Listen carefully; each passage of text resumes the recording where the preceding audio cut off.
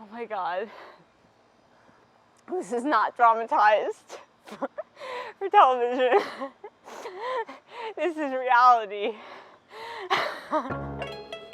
What's up, ghouls and goblins? Happy Halloween! I'm Hannah Marie, the Strong RD. And today on the channel, we're trying things a little bit differently, as you can see. I don't have my lab coat on, and I'm sitting in front of this big, giant mic. If I look over, I'm looking over at my producer. We're trying a new type of video that I'm calling RD Weigh-In, where as a registered dietitian, I'm going to be weighing in on popular topics, pop culture, things like that. As a registered dietitian, I'm going to be dishing out my opinion with my professional knowledge and my personal experience and just having a conversation with you guys and telling it how it is. If that's something that you want to see more of, give this video a like, subscribe to the channel, and let's get into today's topic. So, it's Halloween time, and if you're a health conscious individual or you're starting on your health journey, you might be a little nervous about the Halloween candy that's lying around. I looked down because I got my big pail that we'll be digging into later, but for right now, you guys might be nervous, right? Seeing candy all around, the kiddos are bringing it home, or maybe you're just a single adult and you want to take advantage of the sales. I don't blame you. That's what I did. Anyway, let's say that you indulge in some Halloween candy, which you should because Halloween is fun and we all can eat candy in moderation. But you might panic and Google how to burn off Halloween candy. All right. So I Googled that to see what came up. And let's just say the results were spooky. They were spooky, all right? I came across this article that I want to talk about today on popsugarfitness.com. And the title of the article is Fun-Sized Candy and Jumping Jacks Remind Us of Being a Kid, so we put them together. First of all, why would anyone want to ruin a beautiful thing like candy with a horrible thing like jumping jacks? That's beyond me. But anyway, the article goes on to talk about how calories add up quickly, and direct quote, "We're sorry, but we created this possibly depressing chart to show how many minutes of jumping jacks you need to do in order to work off Halloween candy. It'll help put those empty wrappers in perspective." So I already have beef with this because exercise should not be used as a way to burn off calories. I've said this so many times before in the past, and I tell all my clients this. Exercise is something that you should do to make yourself stronger. Something that you do because you love your body, not because you're trying to change the way that you look or cancel out calories.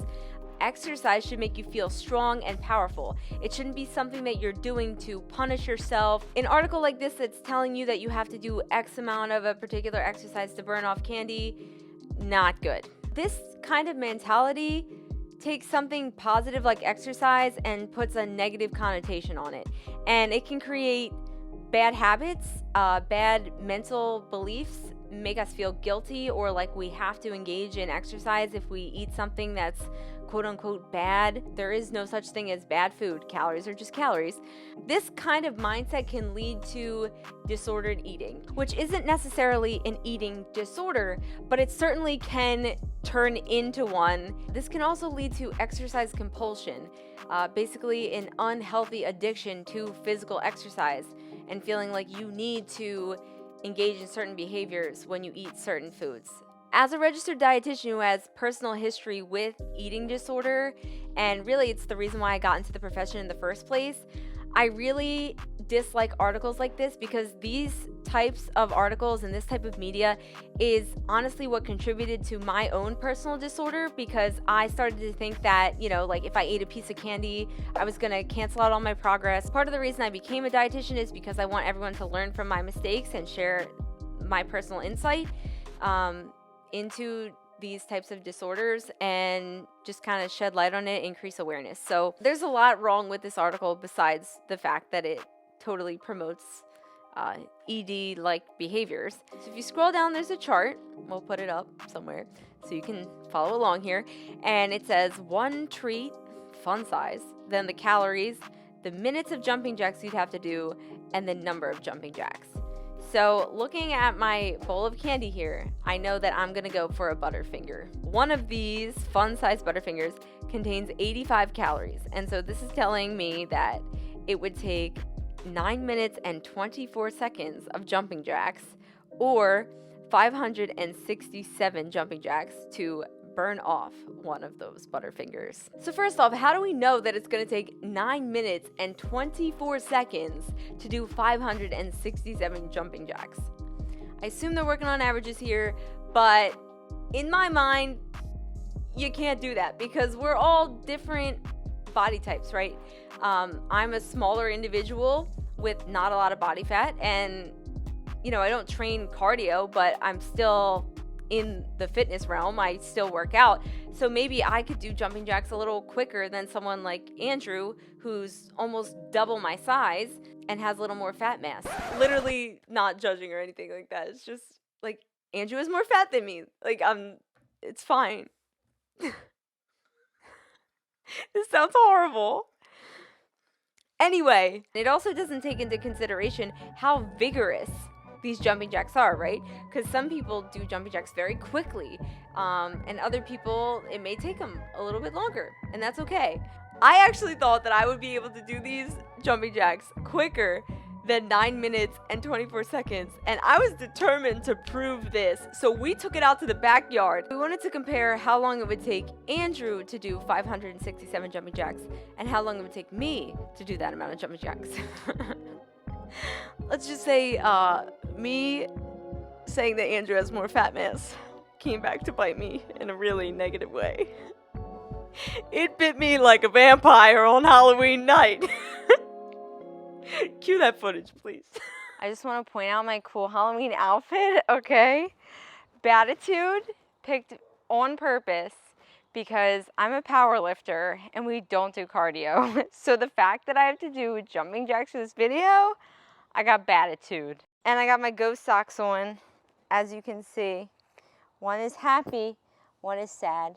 Please subscribe. And I will be eating an actual Butterfinger after this is done. You don't need to do exercise to burn off calories. I'm just trying to prove a point about how stupid this chart is because the numbers don't add up. But I'd be eating a Butterfinger even if I wasn't about to do these jumping jacks. In addition to me not training my cardiovascular fitness on a consistent basis, my dog just took a poop right next to where our camera needs to be set up. So that is also gonna negatively impact my performance because every time I take a breath in, it's gonna smell like dog poop. All right, that's it. Let's do it.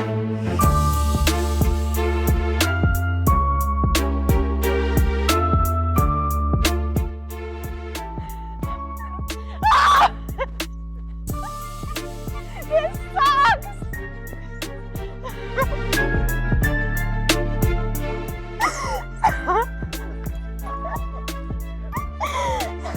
Oh my god. Alright, wait. Alright, what am I on? Oh my god! Alright.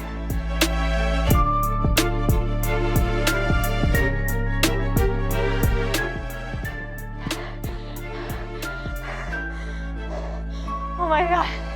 I'm not even. What am I? Am I even halfway? What do I have to do? I'm gonna have a heart attack! Oh my god! Alright, wait, I need to lower my heart rate a little bit.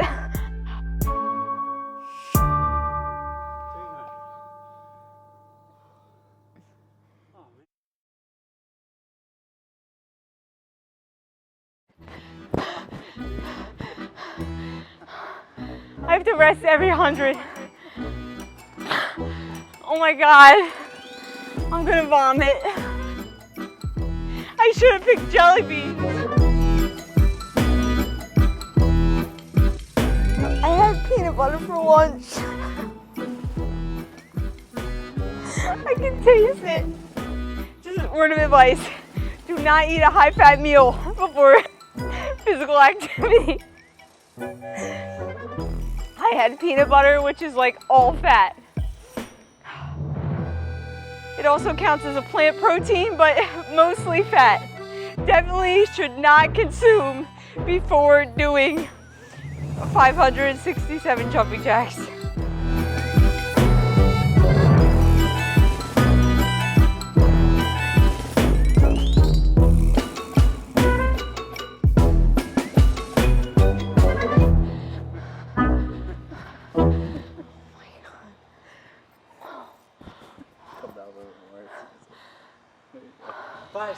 Oh my God. This is not dramatized for television. This is reality.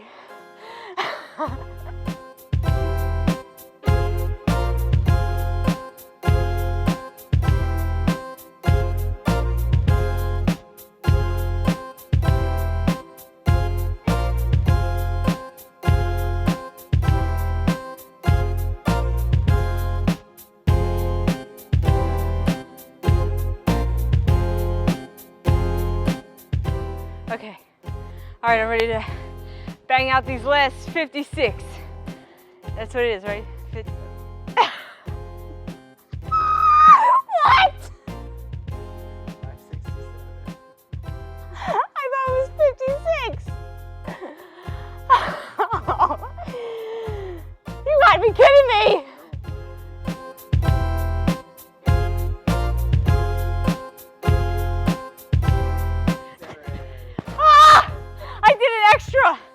I did an extra. That means I get an extra Butterfinger. Woo! All right. Could feel my heart rate. All right. The paramedics are coming. I don't think she's gonna make it. Okay. I'm done. I'm done. And we're back. Don't worry, I showered. Oh, that was rough. But anyway, so obviously Andrew smoked me, but for my defense, he's a karate person and he does jumping jacks every week, and I'm a powerlifter and we don't do cardio. Okay. Cardi, no. Am I right? All right. Anyway, so clearly this chart is not a good indicator of how long it's going to take us to do X amount of jumping jacks.